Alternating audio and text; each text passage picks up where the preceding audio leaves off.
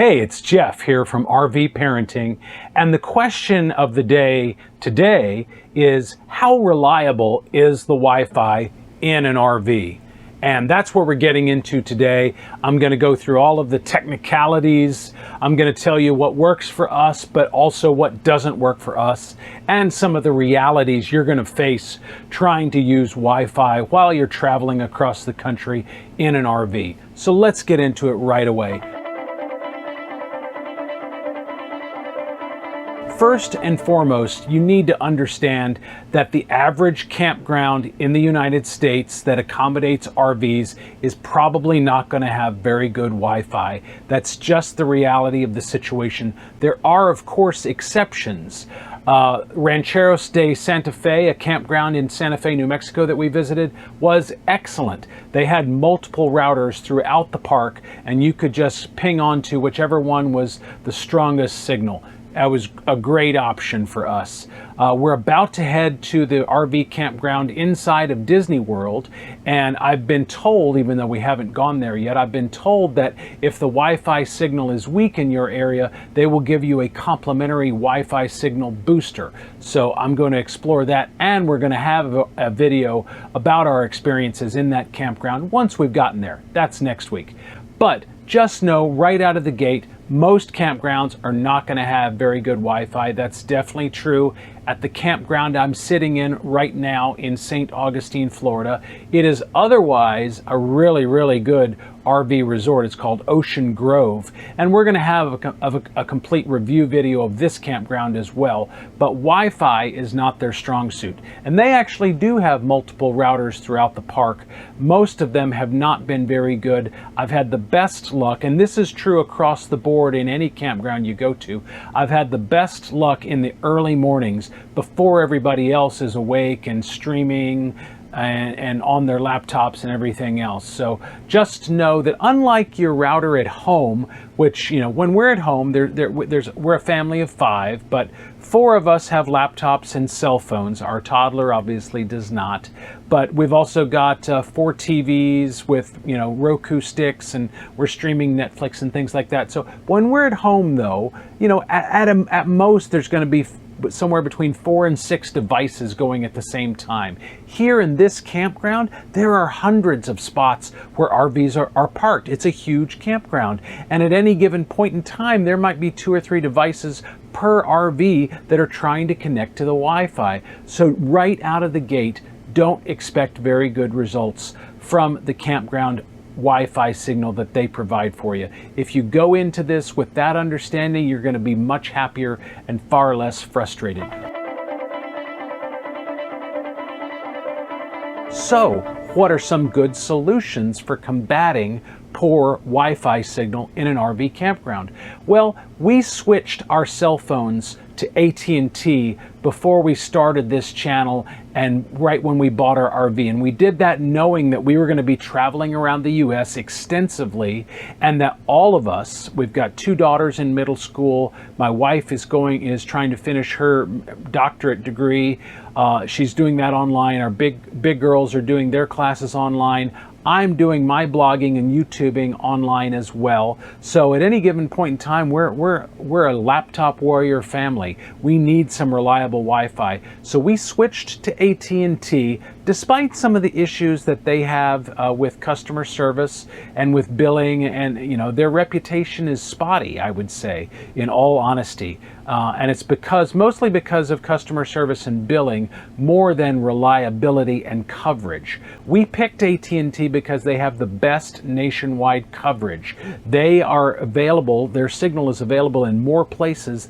than any other provider, and that's why we switched. We were with Metro PCS, which is now owned by T-Mobile, but they did not offer a mobile hotspot option. And we knew that in the RV, not only did we want the best coverage possible, we also wanted the option to use our mobile phones as a mobile hotspot if we were somewhere where the Wi-Fi was not very good. And the reality of it is that's going to be most campgrounds we visit. So almost every day, at least one of us are using the mobile hotspot option on our phones. AT&T has that, so we each have 30 gigabytes a month of mobile hotspot data on our phones. And like I said, we've got 4 phones. So that is actually giving us plenty of data usage when we use our mobile hotspots. Sometimes I'm driving and our big girls are on their laptops doing school. Other times it's the early morning and everyone else is asleep and I'm cranking out a blog post and I'm tethered. So the tethering option is a great option. It did raise our phone bill. We were paying about $100 a month with Metro PCS. Like I said, that's owned by T-Mobile now. That's pretty well doubled with AT&T, but I feel like it's worth it. We did not have to buy a Wi-Fi router or extender or anything like that. You can go that route if you are on your laptop all day and using crazy data and lots of streaming and stuff like that. You can buy a mobile hotspot from your cell phone provider. You do have to get a monthly plan to go with that device. So just know that it's not only going to be the initial cost of buying that, but also a monthly plan as well. And we do have the option of doing that with AT&T if we decide we need it. Right now, it doesn't seem like we need it. There's enough data with the tethering option from our phones, and that does provide fast enough service for what we're using it for. Like I said, we're streaming shows. I did an interview for a different YouTube channel the other day, and I did that on Zoom, and it was no problem. I did it while tethered, and it worked just fine. Now, I will also mention that our RV comes with a product called My Wi-Fi Ranger. And I believe that the company that owns that My Wi-Fi Ranger is called WinGuard. And it came standard with our RV. It's not something I purchased. And supposedly, it picks up the nearest Wi-Fi signal and then boosts it for devices that are inside of your RV. It does not connect to a satellite or anything like that. So you have to manually connect it to the nearest Wi-Fi signal, and then it is supposed to increase and boost that so you can connect your devices to it. I have actually not found it to work whatsoever. And when I look at the other WinGuard Wi-Fi type products that are on Amazon, almost all of them have pretty terrible reviews. So I would not recommend purchasing that. And like I said, we didn't buy it, it came with our RV, but we haven't used it. We also haven't needed it. So if you are looking to buy some sort of Wi-Fi range extender, I would start with your mobile device, your cell phone company, and see what they have to offer. But I would definitely explore the tethering option first. For us, that works great. I would steer clear of My Wi-Fi Ranger or any WinGuard product based on my experience and based on the reviews I saw on Amazon. Now, I will say that many RV parks have a community area or some sort of communal area where there may be a really strong Wi-Fi signal. In this campground, like I said, right now we're in Ocean Grove RV Resort in St. Augustine, Florida. And if you're heading that way or curious about that one, definitely check out our review video on this campground. But they have a huge swimming pool, hot tub, kiddie pool area right next to their restaurant. It's actually a fantastic place to hang out. And when I'm done shooting this video, that's where I'm heading. But there's a huge covered area with electrical outlets, lights, ceiling fans, and picnic tables. And more importantly, there's a Wi-Fi router right there that gives off really super strong signal. So my 2 oldest daughters that are in middle school, guess what? They're sitting in that area right now, poolside, probably enjoying some snacks that my wife bought for them, and they're doing their schoolwork from there. And the Wi-Fi signal, and I was there doing some of my blogging work earlier, the Wi-Fi signal there is really super strong. So definitely ask when we make our reservations at any campground, we ask, and these days you do unfortunately have to call to make reservations for most places.